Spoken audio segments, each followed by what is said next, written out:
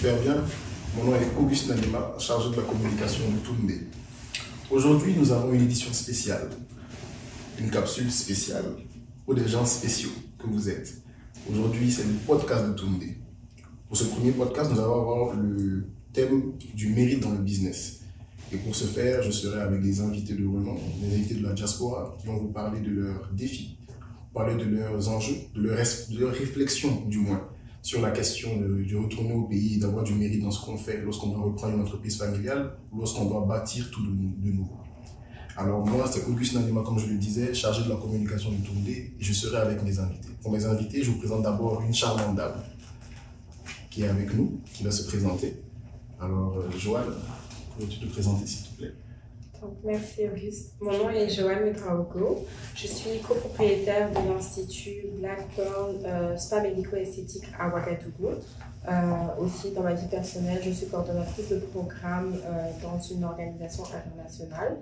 Donc, c'est ça, j'ai commencé l'aventure Toundé l'année passée, la première édition. Et j'ai vraiment aimé ça, le fait de pouvoir réseauter avec des entrepreneurs, de jeunes entrepreneurs, agrandir mon réseau. Donc voilà pourquoi j'ai accepté l'invitation aujourd'hui pour discuter un peu plus de tout ça. Et c'est avec plaisir qu'on t'accueille. Merci d'avoir répondu présent. À la suite de ça, je vais passer à M. Fortuna. M. Fortuna, vous pouvez vous présenter s'il vous plaît. Merci, je suis Fortunatus Ouedraogo, je suis docteur en pharmacie. Jusqu'à précédemment gérant de la pharmacie Benaya Ouagadougou, donc en quelque sorte un entrepreneur. Donc c'est un plaisir pour moi d'être là pour partager le peu d'expérience que j'ai dans le milieu entrepreneurial et puis apprendre de tous les autres invités qui sont là avec nous. Merci d'avoir répondu présent également. On est sûr que vous allez apporter une plus-value à cet échange-là. À mes côtés, j'ai M.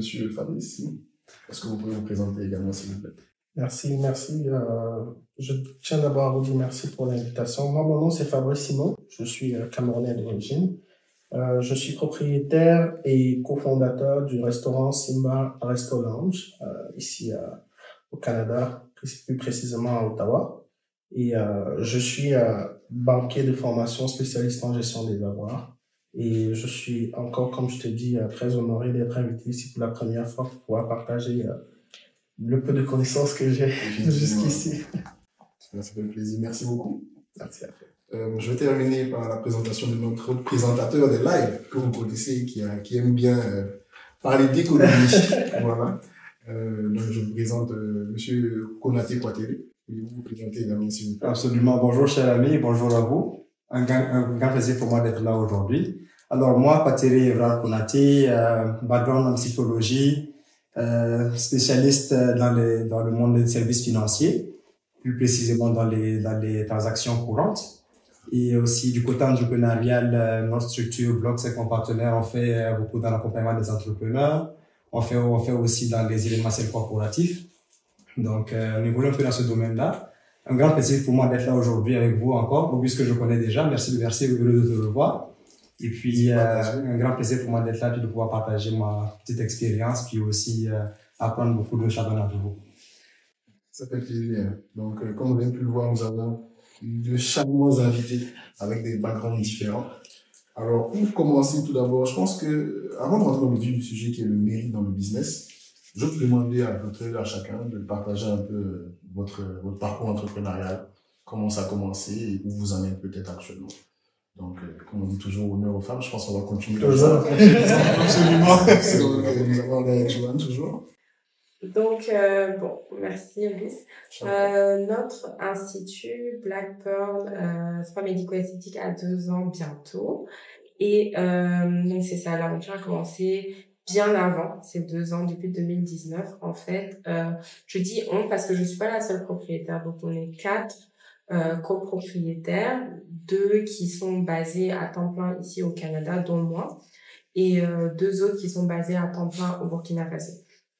Donc c'est ça. Donc ce qui s'est passé, c'est qu'on s'est rendu compte parce qu'on était toutes des filles qui étaient un peu intéressées à l'esthétique, aux différents types de soins qui se passaient ici au Canada. On s'est rendu compte, en tout cas moi personnellement, j'ai fait 1 an au Burkina en 2019 pour le travail.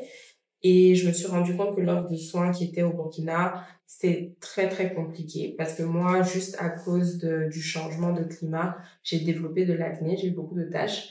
Et j'ai essayé de trouver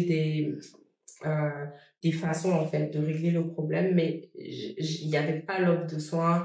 Ça fonctionnait absolument pas du tout. Je me rappelle que le jour où j'ai pensé à Black Pearl, c'est que je suis allée faire un soin en institut. Et ils m'ont mis du henné rouge, donc je suis sortie 2 couleurs. J'étais tachetée de partout. J'étais tachetée de partout.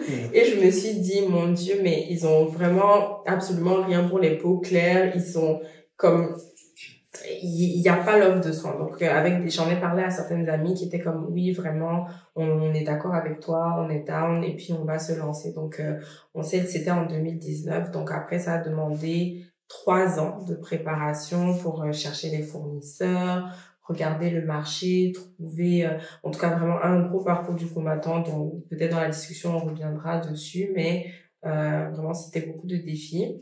Puis c'est ça, à la fin de 2021, début 2022, on a vraiment ouvert l'institut. Là, ça a été une autre paire de manches au niveau des défis, mais en tout cas, je suis fière de dire que je pense qu'on avance, on évolue et aussi on apprend aussi à développer ce petit...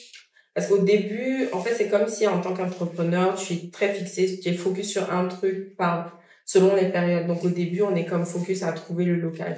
Après, on est focus à trouver les fournisseurs. Après, on est focus sur la communication Donc maintenant, là, en fait, je pense qu'on est rendu à un stade où on veut vraiment développer nos compétences en tant qu'entrepreneur, comme au niveau du marketing, de la comptabilité sur plein d'aspects et vraiment développer ces compétences intrinsèques pour chacune de nous.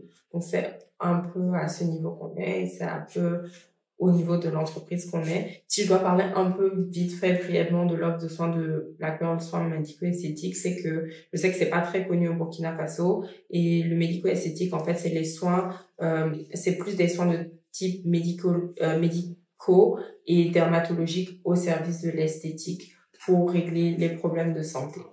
Et c'est quelque chose qui est très développé dans les pays occidentaux et même dans la sous-région, mais pas du tout au Burkina Faso. Donc ça, c'est quelque chose de novateur.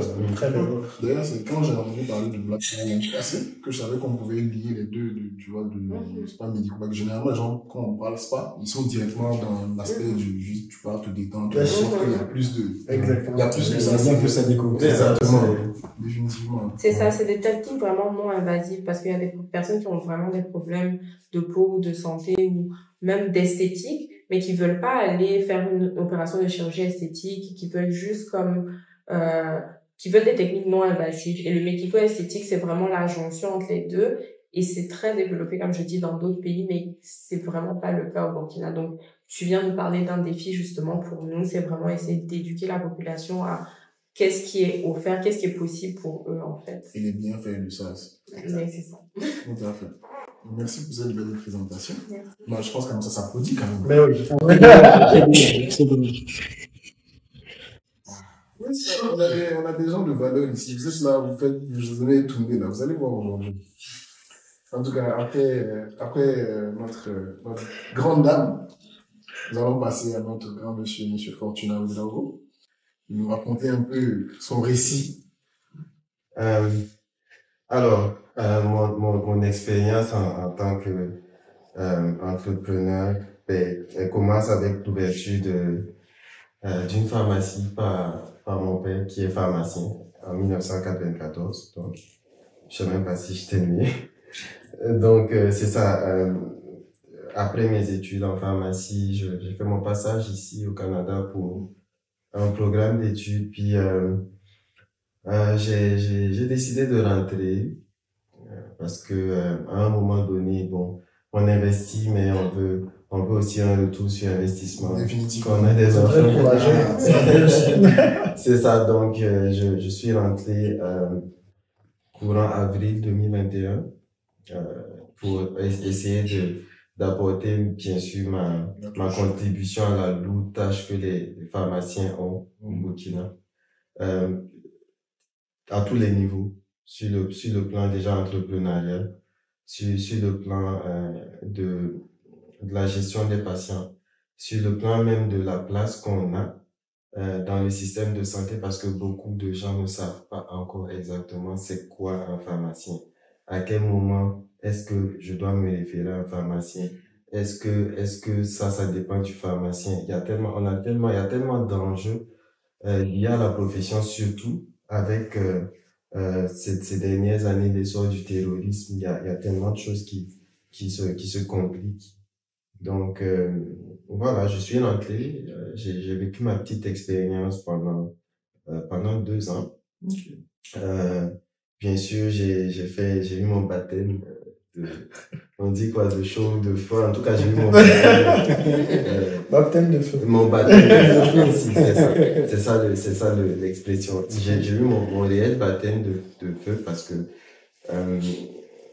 beaucoup de choses sur lesquelles on va peut-être pouvoir revenir. Mais en tout cas, mon expérience, c'est ça.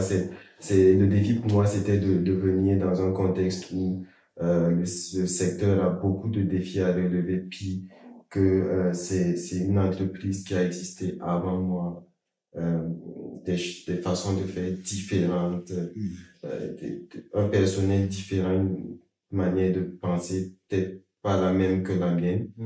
Donc c'est un peu ça mon histoire. Définitivement.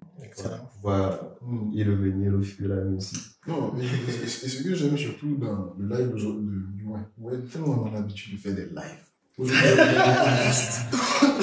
Notre émission d'aujourd'hui, ce qui me plaît, c'est la diversité des différents personnages que nous avons. Là, on parle du spa, médico-médical.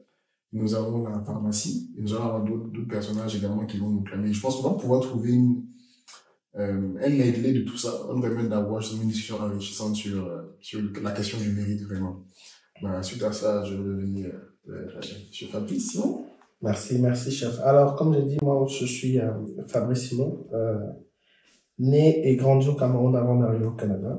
Alors, moi, mon parcours commence depuis le Cameroun. J'ai développé 2 passions. Déjà, depuis que je suis petit, ma première passion, c'était le foot. Comme tous les jeunes au Cameroun, je pensais jusqu'à un bon moment que j'allais être footballeur. Voilà, c'est ça. Footballeur professionnel, mais avec quelques blessures qui m'ont fait prendre notre temps. Ligaments croisés. C'est ça. Ça, c'est la blessure populaire. Je l'ai vu aussi. Voilà. Donc, en plus, c'est vrai, j'ai subi 2 opérations avec 2 genoux, justement. Mais suite à ça, je me lance en entrepreneuriat très vite. Okay. Pour des raisons qui sont peut-être pas les mêmes qu'aujourd'hui, mais je me rappelle que ma première entreprise, c'était un restaurant à la cafette de l'université où je fréquentais, à Yaoundé. Alors, on a eu l'opportunité d'ouvrir un restaurant à l'université. Alors, la raison pour laquelle je me lance là-dedans, c'est vraiment, comme je vous dis, c'est pas les mêmes raisons qu'aujourd'hui.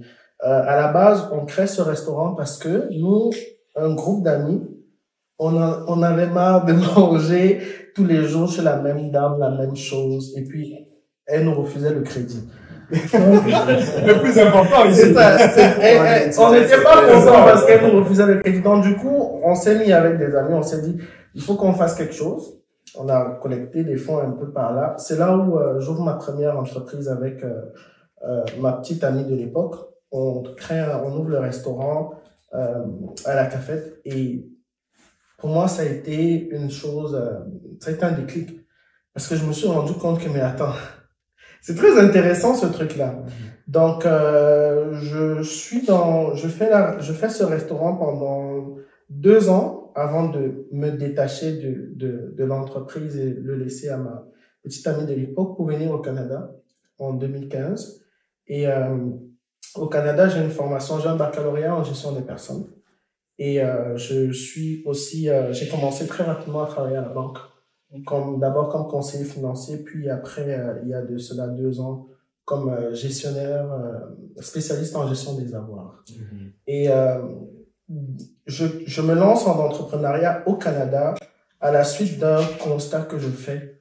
Je me rends compte, depuis que je suis arrivé au Canada, la gastronomie africaine est extrêmement marginalisée. Et ça, je vous dis, je pèse mes mots parce que je me rappelle l'un de mes anciens emplois où je travaillais comme spécialiste en vente dans un magasin qui s'appelle Sporting Life. Et j'avais déjà cette envie d'ouvrir mon restaurant. Et ce qui m'a vraiment donné le boom aux fesses, c'est le jour où je dis à mon directeur que je suis en train de me préparer à ouvrir un restaurant africain. Et la secrétaire lui dit, comment tu vas faire pour ouvrir un restaurant africain en étant étudiant à temps plein et en plus tu travailles ici à temps plein? Le directeur a dit, oh non, c'est un restaurant africain, c'est pas compliqué. Ça, c'est venu me chercher très fort. Et je vous dis, dès 2 semaines d'après, j'ai démissionné.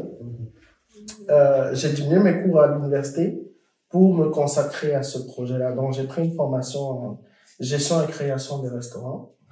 Et j'ouvre le restaurant finalement, il y a de cela 2 ans, j'ai eu la possibilité de racheter un restaurant à Ottawa qui s'appelle Simba Resto Lounge, dont je suis propriétaire aujourd'hui. Donc, voilà un peu mon parcours. C'est super, hein? De ce que je vois, il y a le sentiment de frustration aussi. Oui, beaucoup. Parce que les gens pour trouver une solution à ton problème, du moins, on banalise l'effort que tu peux faire par rapport à exactement, exactement. Puis, juste pour rebondir là-dessus, c'est vrai que le sentiment de frustration peut être à la base de beaucoup de projets d'entrepreneuriat.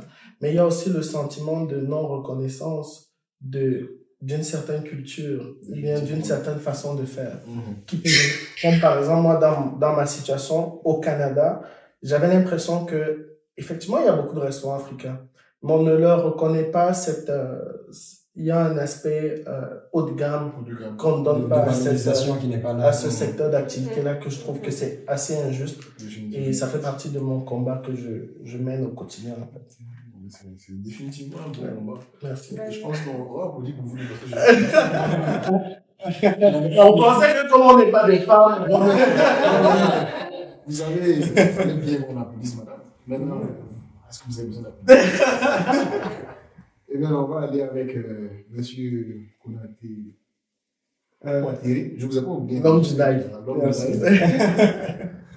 Alors, moi, pour ma part, je dirais que mon aventure entrepreneuriale a commencé très tard dans ma vie, mais surtout pas pour les mêmes raisons que vous. Parce que de ce que j'entends de vos deux propos, ce qui ressort le plus en dehors de la frustration, mais c'est aussi la création, le fait d'être créatif. Pour ma part, je ne suis pas quelqu'un de créatif. Je ne suis pas quelqu'un qui est capable d'avoir des idées qui les met sur place comme cela. Moi, je suis plus quelqu'un qui est dans le développement. Donc, je pars d'une idée que je n'ai pas bien entendue et qu'ensuite je vais travailler à la développer puis à l'exploiter davantage. Donc, moi, mon aventure entrepreneuriale, elle a comme grandi à travers les gens autour de moi. J'ai eu la chance, une très belle chance, en étant ici de rencontrer des personnes formidables, dont M. Nanema qui est d'ailleurs là, et Giovanni que vous connaissez. Et puis, plein d'autres personnes qui, eux, ont cet esprit créatif-là, qui ont justement toutes ces capacités-là de faire 10 000 choses en même temps. Donc, le fait de côtoyer des personnes qui ont ce genre de mindset-là, puis de travail, m'a justement amené aussi à voir autrement. Parce que moi, toute ma vie, je voyais mon manque de créativité comme une faiblesse. Exact. Je l'ai toujours vu comme un problème qui allait m'empêcher de faire de grandes choses.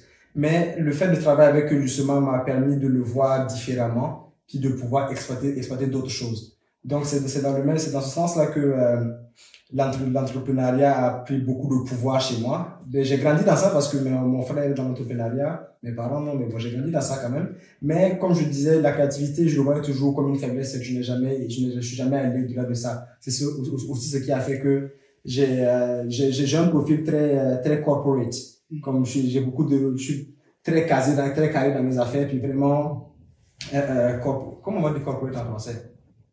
Corporatif. Corporatif, voilà.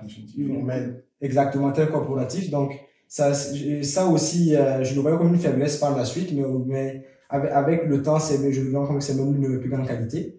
Parce que justement, avec notre structure Blocks, avec mon partenaire Philippe, il est vu plusieurs fois que c'est même l'une des traits de personnalité qui justement me permet vraiment de pouvoir bien faire les choses. Donc moi l'entrepreneuriat n'a pas, comme beaucoup qui ont commencé étant jeunes, comme par exemple Fabrice qui est là, ou toi qui a commencé avec la frustration ou en voulant régler un problème que tu as vécu, comme ou toi d'ailleurs aussi qui tu as grandi dans ça, puis comme tu as pu l'expérimenter. Moi c'est venu vraiment très tard dans ma vie, puis surtout par différents moyens, si on peut dire ça comme ça. Mais aujourd'hui je suis très content de l'être, puis j'apprends justement à mieux canaliser mon énergie, puis à grandir aussi ma vision, ce qui permet de faire différentes choses aussi. C'est une bonne chose. Faut dire que là, lui, là, il veut nous vieillir. Oui. Il fait que dire qu'il a fait tard. Un jeune qui dit qu'il a commencé tard. C'est son aspect de corporatiste là. Mais je trouve que le point que tu viens de dénoncer est très intéressant parce que ça montre aussi qu'au-delà de ça, l'entrepreneuriat, toute entreprise qu'on fait, au-delà de l'aspect créatif, il y a l'aspect aussi de la formalité qu'on doit avoir, l'aspect de régler, l'aspect de gérer la gestion, la planification. Et la plupart des gens qui font même de l'entrepreneuriat, ils finissent par prendre des gens qui ont ce profil-là. Ce profil cartésien qui t'assure que, voilà, au niveau de tes finances, de tout est bien stipulé. Donc, merci pour ce partage. Eh bien, là, on va rentrer dans le vif du sujet. Parce que vous êtes même arrivé dans le vif du sujet avec l'aspect du... Non, nous, on est des désordonnés. Moi, je te préviens, déjà, nous, on est des désordonnés. Non, voilà. On va faire la chose. Donc, notre thème d'aujourd'hui, c'est le mérite. Le mérite particulièrement dans l'entrepreneuriat. Le mérite dans le business, le mérite dans nos activités. Et là, la particularité que nous avons, c'est que vous êtes des entrepreneurs de la diaspora. Nous sommes au Canada, personne n'est chez lui en tant que tel. Et nous avons une base familiale, natale, qui se retrouve soit au Burkina, soit au Cameroun, soit au Mali, soit comme les autres personnes. Maintenant, le défi qui se pose, c'est que pour la plupart des entrepreneurs, on dit souvent que peut-être ils viennent de familles aisées, ou peut-être que l'entreprise, c'est pas que c'est l'entreprise de son papa, ou non, il a eu telle facilité, qui font que souvent, quand tu rentres dans mon pays pour faire ce que tu as à faire, en fait, ta personne n'est plus regardée, on met tout sur le dos de quelqu'un d'autre. Comme si toi, en réalité, bon, en fait, tu es un cadeau tombé du ciel comme ça, et puis tu te balades, tu bouffes l'argent, tu as de la valeur, tu as travaillé tu as créé un cheminement pour que le travail qu'on voit puisse être qualitatif, et tu n'as pas que tu as joué dessus. Et donc, pour rentrer clairement dans le sujet, pour vous, qu'est-ce que le mérite? C'est quoi, quand on parle de mérite, c'est quoi le mérite? Comment on définit le mérite? Pour un entrepreneur ou en général même d'ailleurs. Moi, ta question m'interpelle parce que je me demande, est-ce que c'est le mérite par rapport à ce que toi-même, le mérite que tu as dans tes yeux par rapport à ce que tu fais, ou le mérite ou la valeur ou la validation que les autres vont te donner, en fait. Parce que ça, je trouve que c'est deux perspectives complètement différentes. Exactement. Justement, c'est là pourquoi le thème il est important, parce que l'aspect du mérite vu par les gens et du mérite que tu as pour toi-même. Mais je veux juste, en général, quand on parle du mérite, on parle juste de quoi? On va rentrer plus dans le sujet. Moi, je pense que les deux, c'est... Ils vont de pair, hein. Ils vont pas de pair, mais c'est les deux enfants du mérite en majuscule, si je peux dire ça comme ça. Parce que, à la fin de la journée, quand tu te sens, parce que si je peux définir pour moi le mérite en général, c'est le sentiment que tu ressens après un effort fourni, basé sur le résultat que tu as eu après cet effort fourni. Peu importe que ce soit dans l'entrepreneuriat ou dans le salariat. C'est ça. Alors, pour l'entrepreneur, par exemple, tu vas avoir le mérite qui est basé sur le sentiment que tu as sur toi-même, par rapport à toi-même, vis-à-vis d'un résultat escompté. Et puis, le sentiment que les autres vont te redonner. Alors, en entrepreneuriat, on a tendance à dire que si tu veux évoluer, n'écoute pas ce que les gens disent. Moi, je m'excuse, mais je crois que c'est un peu trop philosophique de dire ça parce que tu as besoin de savoir ce que les gens disent pour pouvoir soit t'améliorer, soit esquiver certaines affaires. Donc, pour moi, si tu veux avoir un plein mérite à 100% de satisfaction, tu dois avoir la satisfaction avec toi et avec ce que les gens pensent de toi ou bien de ta réussite. C'est pour ça que je pense qu'il y a certains entrepreneurs, quand ils réussissent à une certaine échelle, vous allez remarquer que il y a beaucoup d'entre eux qui commencent à créer des fondations, qui commencent à faire des donations. C'est parce que après ils veulent que, ok, j'ai réussi, mais qu'est-ce que les gens pensent de ma réussite? C'est ce que moi je pense. Sur ce que tu dis, moi je vois deux aspects ici sur les fondations, mais il y a aussi la fiscalité. Ça c'est autre chose, mais il y a aussi l'aspect que c'est pas juste pour le bien des gens qui le font. Exactement. L'aspect économique. L'aspect économique aussi reste peut-être différent. C'est ça, la fiscalité aussi là, beaucoup en jeu aussi.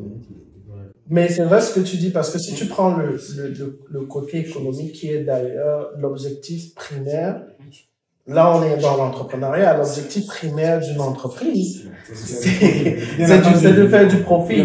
Donc à la fin de la journée, je pense qu'un entrepreneur qui a mis en place une entreprise qui est déficitaire depuis le début, je pense que son sentiment de mérite va être un peu moindre que quelqu'un qui a une entreprise florissante. Absolument. Donc c'est quand même Absolument. Il y a beaucoup de... Absolument. Mais tu vois, là par exemple, avec ce que Joël a dit, je suis très heureux que tu aies amené ce point-là, la question de la perspective.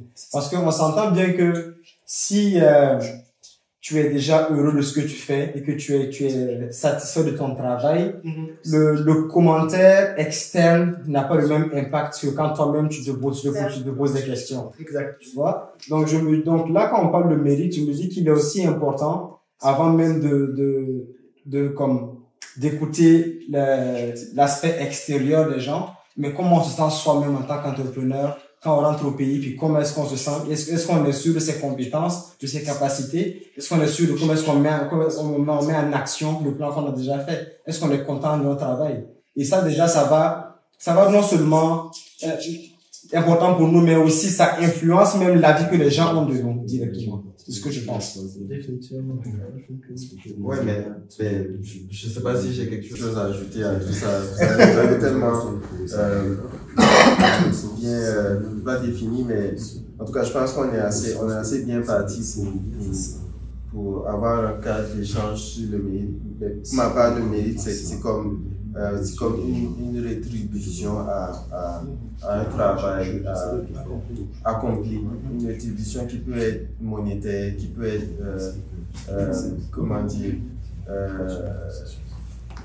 matériel, social, vis-à-vis des efforts fournis par une personne, une entité, tout ce qu'on peut imaginer. Moi, je pense en tout cas qu'il y a beaucoup de facettes parce que est-ce que mérite, moi, ça me fait penser à méritant et ça me fait penser à est-ce que je suis méritant ou est-ce que les autres me voient méritant en griffe de est-ce que c'est du succès que j'ai ou de l'image que j'ai, comme c'est vraiment, il y a différents niveaux parce que, par exemple, en tout cas, on pourrait dire que le mérite d'un entrepreneur se mesure à son chiffre d'affaires ou à son bénéfice parce que au final, c'est ça, on fait ça pour du profit. Mais est-ce que, par exemple, moi, dans mon cas, j'ai une cliente qui est arrivée, qui avait une acné terrible, elle était littéralement voilée parce qu'elle avait honte. Pareil que sa petite fille disait aux gens, ah non, ne parlez pas de ces boutons à maman parce que ça va la faire pleurer et tout. Et on a réussi à régler une partie de son problème. Comme ça m'a pas rapporté plus d'argent qu'une autre cliente, mais ça m'a fait vraiment plaisir. La satisfaction. Oui, je me sentais vraiment, je me sentais méritante que les autres le voient ou pas. Mais par exemple, moi, je trouve que d'un point de vue personnel, c'est quelque chose parce que j'ai vraiment ce biais-là, parce que je travaille en humanitaire, j'ai tendance à penser plus au bien-être qu'au chiffre d'affaires. Et je trouve que ça se voit dans comment, par exemple, je vais gérer mon entreprise et mes collègues vont gérer l'entreprise et tout. Et il y a aussi la facette de ce que les autres vont voir. Est-ce qu'ils vont voir que tu es méritant parce que tu fais beaucoup de cash? Est-ce qu'ils vont voir que tu es méritant parce que tu as apporté un changement valable. Comme, je trouve qu'il y a beaucoup de questionnements par rapport à tout ça. Et je trouve que c'est encore plus pertinent, en tout cas le regard des autres est encore plus pertinent pour nous qui sommes de la diaspora et qui avons nos entreprises en Afrique, parce que là-bas, le regard des autres est tellement plus critique qu'ailleurs, en fait. Ouais, c'est tellement important ce que tu dis, ça vient me chercher là, parce que comme on est dans des domaines différents, pour vous, le mérite, ça va pas être la même chose que ce que moi je peux ressentir en fonction de mon domaine. Pour nous qui sommes des entrepreneurs dans la santé, le mérite, par exemple, d'un pharmacien, ça va être quoi? Ça va être d'avoir bien reçu un client, un patient, puis d'avoir permis à résoudre son problème sans qu'il n'ait à devoir partir, aller voir un médecin. Je ne dis pas qu'il faut pas faire des chiffres. Le pharmacien n'a pas forcément le cadre nécessaire pour répondre à toutes les interrogations, même s'il sait de quoi il s'agit. Donc c'est toujours important d'écouter son conseil quand il dit d'aller voir le médecin. Tu me permets, je pense qu'il n'a pas terminé. Tu as terminé? Non, je n'ai pas terminé. Donc, c'est vraiment important ce qu'elle dit, parce que chez nous, en Afrique, le mérite, c'est plutôt basé sur ce que les gens voient. L'aspect social. L'aspect social, c'est plus basé sur l'aspect social que sur l'aspect financier. Alors que c'est quelque chose qui est aussi important que l'aspect social. Quand tu es entrepreneur, il faut bien que ton... Je voulais rebondir sur ce que vous avez dit vous deux, parce que là, ça ouvre un autre critère d'évaluation de ton mérite. Là, ça veut dire que, en gros, le mérite va aussi dépendre des objectifs que l'entrepreneur ou l'entreprise s'est fixé. Parce que tu as des entrepreneurs qui peuvent réussir une réussite fulgurante financière, mais sur le plan social, il est un peu triste. Donc, ça, comme elle disait, il y a beaucoup de facettes. Ça va dépendre aussi de qu'est-ce que tu t'es fixé comme objectif. Moi, si je prends mon cas personnel, lorsque j'ai repris le restaurant à Ottawa, c'était un restaurant africain comme ce qui se donne en ce moment. Et la vision et l'idée que j'avais en moi, lorsque j'ai réussi à l'implémenter, les commentaires que j'ai reçus après, même si je peux vous dire que le restaurant n'était pas rentable, mais les commentaires que je recevais par rapport à la nouvelle vision et puis le nouveau vibe que j'amenais dans cette activité-là, pour moi c'était une forme de rétribution, comme tu as dit. Et puis, oui, je n'étais pas rentable, mais j'avais un mérite quand même de pouvoir dire j'ai changé quand même quelque chose. Mais pour moi, c'est vraiment là notre problème. C'est que j'ai l'impression que c'est ça, parce que quand tu le fais, parce que par bon cœur, parce que tu veux apporter un changement, c'est ça ton mérite. Et ça te nourrit. Mais ça ne te nourrit pas financièrement. C'est ça. C'est là que je voulais venir. Et au final, comme ils disent, combien de pourcents des startups au final finissent par fermer et tout, c'est qu'au final, un jour, tu devras nourrir tes enfants, tu devras payer tes factures, et au final, ton rêve, tu vas devoir l'arrêter alors que tu avais la vision et tu avais la lancée. Mais c'est comme comment réussir à balancer en fait. C'est ça, parce que même et ça, c'est aussi vrai pour ça, c'est le mérite intrinsèque, mais même c'est vrai aussi pour le mérite social. Il y a des gens qui sont très populaires, qui sont très appréciés, mais ça ne nourrit pas son nom. Ça ne paye pas les factures. Exactement. Et ça, ce que tu dis là, moi, ça m'interpelle encore plus parce que tu sais, comme je dis ici, nous on travaille beaucoup avec les entrepreneurs. Chez Block, c'est ce qu'on fait. Et honnêtement, beaucoup de fois tu rencontres des gens qui se mettent des objectifs qui ne sont pas réalistes. Mon problème avec les nouveaux entrepreneurs, surtout actuellement, il y a une vague de jeunes entrepreneurs qui sont en train de naître. Ils ont lu les livres classiques, Think and Grow Rich, whatever. Exactement, merci. Exact, ils ont tous lu ça. Et là, mon problème, ça c'est le bon livre, c'est pas ça la question. Mais c'est plus l'interprétation qu'ils vont se faire. et ils vont se fixer des objectifs qui ne sont pas atteignables dans le temps dans lequel ils veulent le faire. Et là, au finish, tu commences à courir, c'est comme si tu te mets sur une course de fond, donc tu vas aller en endurance, et toi, dès le début, tu veux courir à 80 km/h. C'est juste impossible. Tu vas te fatiguer même avant d'arriver au milieu. Donc là, quand tu parlais d'objectifs, c'est le point que je veux apporter. C'est vrai qu'on dit sky is the limit, vas-y à fond, oui, mais reste réaliste.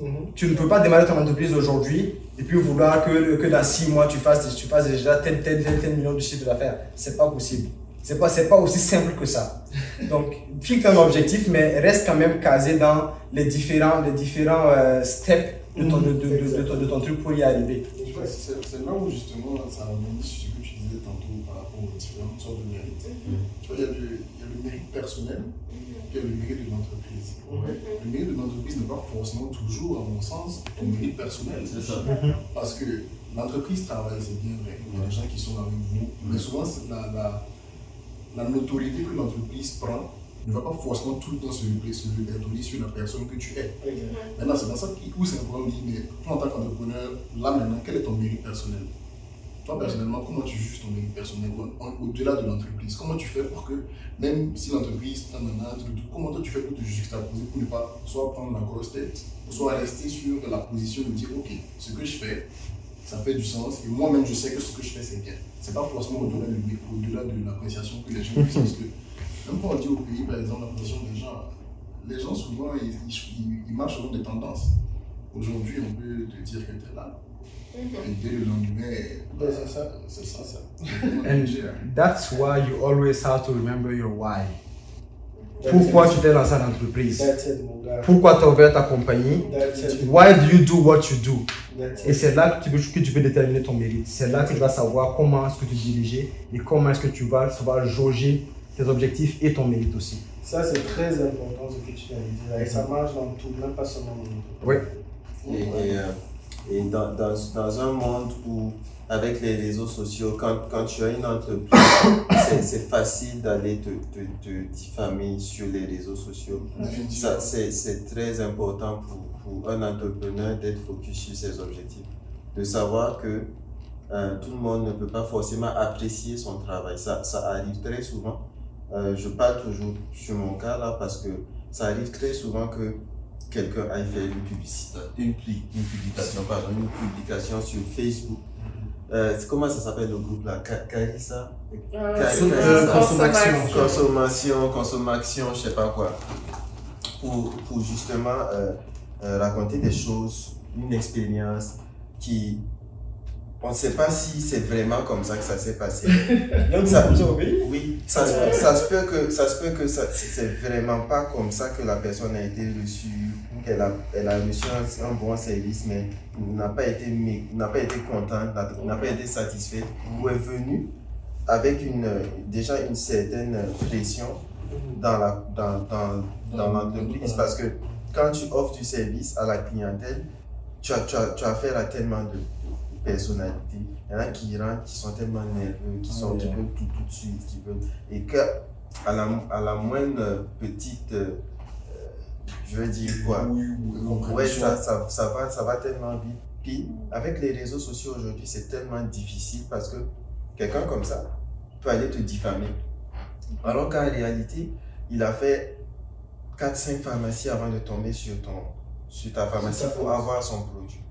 Mais du fait qu'il a eu un incident là-bas, avant d'avoir son médicament, il va aller te diffamer. Et toi maintenant, tu te retrouves dans une position où c'est ton image qui est là. Mais ça peut jouer sur toi si tu ne sais pas garder le cap sur tes objectifs. Ok, le plus important, après tout, c'est quoi? Il a eu son médicament. Mais les personnes de mauvaise foi, tu vois, toujours en avoir. C'est ça. Surtout dans la clientèle. Ouais, tu vas en avoir. Ça manque jamais ça. Mais là, comment vous faites l'ajustement du mérite personnel et du mérite de l'entreprise? Comment on fait la part des choses? Moi, je pense que l'important, en tout cas, c'est un travail qu'actuellement on fait à Black Pearl et c'est pas un travail facile, honnêtement. C'est vraiment, on essaie de définir notre vision. Qu'est-ce qu'on veut vraiment? Parce que, premièrement, au début, on a dit, ok, on va être un institut de référence. au Burkina et dans la sous-région. Ok, déjà on voulait ça. Mais référence, ça veut dire quoi? Après, on était comme, on veut éduquer sur la santé de la peau. Ok, mais tu veux éduquer, mais est-ce que ça va en accord avec est-ce que tes activités, c'est que des activités éducatrices ou c'est des activités pour traiter? Et par exemple, tu dis tu veux éduquer sur la santé de la peau. Mais par exemple, on fait l'épilation définitive au laser. Avoir des poils, c'est pas une maladie. Donc, est-ce que c'est en accord? Donc, prendre chacun de ces services, regarder, comparer, regarder sa vision, sa mission, ses valeurs. C'est difficile, honnêtement, et on discute, on dit comme on va laisser ça. Mais si on laisse ça, ça veut dire laisser certaines activités. Mais tu peux pas tout faire. Pour moi, c'est vraiment ça. Et ça va aussi sur qu'est-ce que, par exemple, je parle de Black Pearl, mais ta vision personnelle de toi. Quelles sont tes valeurs? Pourquoi toi tu as fait ça? Pourquoi tu as ouvert ton entreprise? Qu'est-ce que tu veux en fait?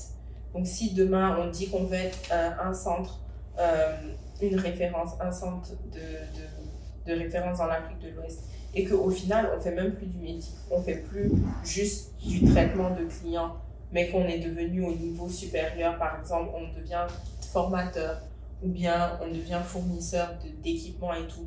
Mais ça veut dire laisser une partie de ce que tu faisais initialement. Donc je dis ça, mais je réfléchis toujours, puis on réfléchit toujours. Mais pour moi, en tout cas, l'idée pour aligner, c'est vraiment d'être conscient de ça, que c'est un défi, et de s'asseoir et de réfléchir à ça par rapport à ta vision. Parce qu'une fois que tu as une vision claire, quel que soit en fait ce qui va se passer, quel que soit le mérite que les gens vont t'apporter, toi tu sais ce que tu veux et tu sais où tu vas.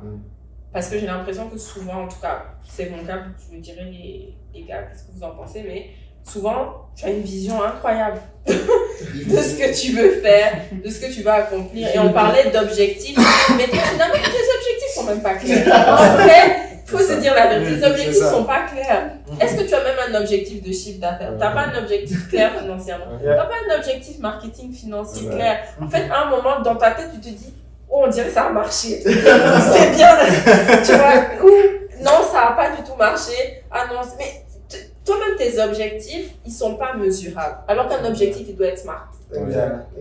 C'est ça. Tu ne peux pas augmenter ce que tu ne peux pas mesurer. Tu ne peux pas réussir à scale, c'est quelque chose que tu ne peux pas mesurer. Donc, il faut que tu sois capable de mesurer tes objectifs. Oui, c'est ça, ton objectif, c'est quoi? Ton objectif doit être spécifique. Genre, smart, je ne me rappelle plus, mais c'est spécifique, mesurable, atteignable, tangible, réalisable. Et dans le temps, inscrit. Voilà, inscrit dans le temps. En combien de temps? Moi, je me rappelle, on avait fait comme faire 100 000 francs par jour et tout. Là, des fois, on fait plus, des fois, c'est même pas de notre fait, hein. Franchement, et c'est difficile. Tu te rends compte que juste mettre en place un objectif, ça demande c'est une réaction en chaîne qui inclut tellement de choses. Comme, en tout cas, c'est ça. Donc, moi, je trouve que comment dire, la gestion en arrière, c'est quelque chose qu'il faut vraiment prendre le temps de structurer en fait. Et là, à ce moment-là, c'est clair ta vision. Une fois que tu as fini tout ça, c'est clair ta vision. C'est quoi ton mérite? C'est clair, limpide comme de l'autre. Exactement. Quand tu te fixes des objectifs personnels et que tu te dis que, voilà, par exemple, si moi je suis responsable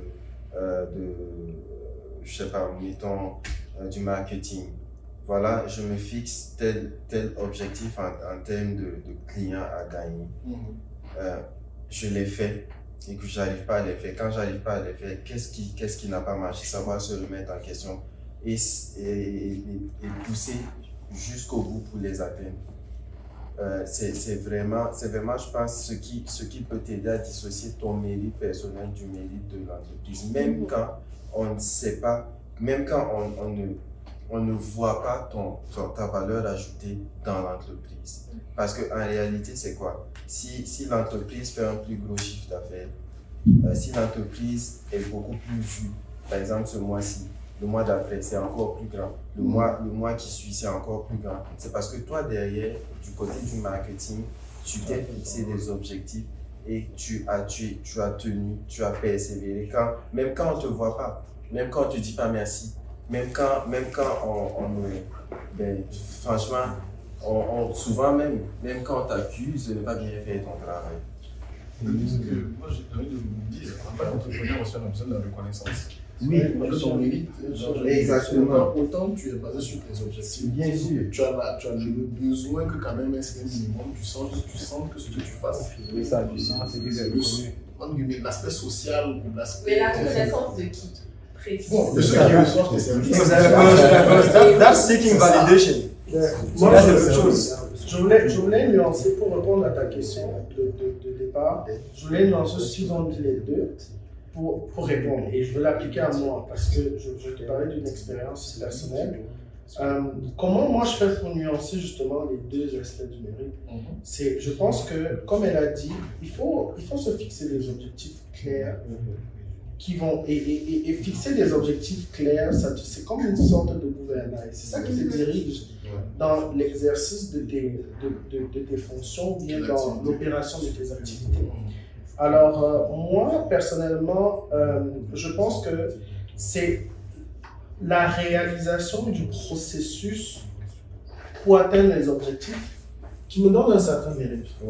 Donc, ça peut être positif comme ça peut être négatif. Je reviens encore à mes débuts avec le restaurant.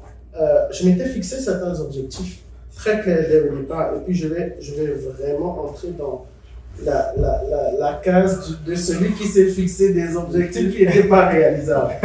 Parce que tu vas avec le cœur, tu vas avec la passion et c'est ce que j'ai fait. J'avais une idée très claire de ce que je voulais faire, mais ce n'était pas réalisable dans le temps et avec l'environnement. Tu comprends? Donc, qu'est-ce que moi, j'ai commencé à mettre, parce qu'au départ, ça peut être très frustrant. Alors moi, j'ai commencé à me dire, voici le processus par lequel je veux passer pour réaliser mes objectifs. Et une fois que j'ai passé ce processus-là, même si à la fin de la journée, je n'ai pas réalisé mes objectifs, j'ai quand même ce sentiment de mérite de dire que j'ai fait chaque étape de mon processus. Maintenant, c'est de voir qu'est-ce qui n'a pas marché, qu'est-ce que j'ai mal fait, ou quelle est l'étape qu'il faut ajouter en plus. Donc moi, pour répondre à ta question, c'est vraiment aussi simple que ça. Je me donne des objectifs clairs et puis je détermine ou je définis un processus par lequel je vais arriver à ces objectifs-là. Très souvent, ça donne que ça marche parce que pour mettre en place des objectifs, il faut bien que soit ça passe par la formation, soit ça passe par le coaching, ou ça passe par les gens comme les gars de Blogs qui vont accompagner les entrepreneurs parce que je pense que vous aidez aussi les entrepreneurs à mettre en place, je dis ça parce que je suis un de vos clients, à mettre en place des étapes, oui exactement. Donc à la fin de la journée, personnellement, moi c'est comme ça que j'évalue mon mérite et après l'entreprise, tu vas continuer à évoluer. Si tu gardes le focus sur le why comme il a dit, tu vas continuer à évoluer. Ben, pour ma part, moi c'est un peu différent de vous. Je pensais que j'étais pareil que vous, mais là je me rends compte que c'est un peu bizarre à dire au revoir. Parce que moi, déterminer les objectifs ou même le mérite, je le vois comme deux types de mérite. Déjà, l'aspect social. Nous, chez Blogs, on accorde beaucoup d'importance aux activités sociales. Donc, tantôt, tu disais que ça ne nourrit pas son homme. Mais il y a des activités auxquelles on choisit de participer, auxquelles même on choisit d'investir de l'argent, juste parce que ça redonne dans la communauté. Donc, ça, par exemple, donc pour nous, par exemple, participer à des activités comme un festival ou un 5 à 7, des choses comme cela, où on va donner des choses à l'organisation. C'est des choses qu'on aime faire, parce qu'on aime juste le redonner à la communauté. Maintenant, ce qui vient de l'aspect financier ou de direction de la compagnie même, pour moi, le mérite, dans ma tête, c'est très séparé. Et ça parle même jusqu'à la forme légale de l'entreprise. Parce que pour moi, si tu diriges une entreprise individuelle, légalement, l'entreprise, c'est toi. Donc, tout ce que tu fais comme activité ou tout ce que l'entreprise fait comme mérite ou comme chose, c'est toi-même. Parce que légalement, c'est toi. Mais à partir du moment où tu tombes incorporé et que maintenant l'entreprise est comme un individu à part entière, c'est deux choses complètement différentes. Et là, maintenant, moi, je me mets dans la mesure où, admettons, tu diriges une entreprise incorporée et que on doit faire, je sais pas moi, l'achat de nouveaux matériels ou quelque chose qui va expandre vraiment l'entreprise. Est-ce que c'est un moment où tu investis les fonds de ta poche pour faire ce matériel, pour faire cet achat-là, ou est-ce que l'entreprise se supporte elle-même pour le faire? Et là, maintenant, ça détermine pour moi le mérite, si c'est moi ou si c'est la compagnie qui le fait. Mais j'ai une question pour que tu précises un peu. Quand tu dis que tu as une entreprise personnelle et que le mérite de l'entreprise, c'est aussi ton mérite à toi, est-ce que tu travailles seul? Là, il y a très bonne question par exemple, mais il y a... Parce que si tu ne travailles pas seul, techniquement, le mérite de l'entreprise revient à tes collaborateurs. Bien entendu, En soi. bien entendu, bien entendu. C'est ça. Mais lui, il parle dans la mesure où l'entreprise, c'est lui. Oui, techniquement, il est le chef de l'entreprise, mais il ne travaille pas seul. Donc, moi, je dis que ça peut être un mérite partagé, mais le mérite de l'entreprise, c'est ce que les autres vont voir. Voilà, c'est une entreprise super performante, c'est une entreprise qui vend, c'est une entreprise qui est professionnelle.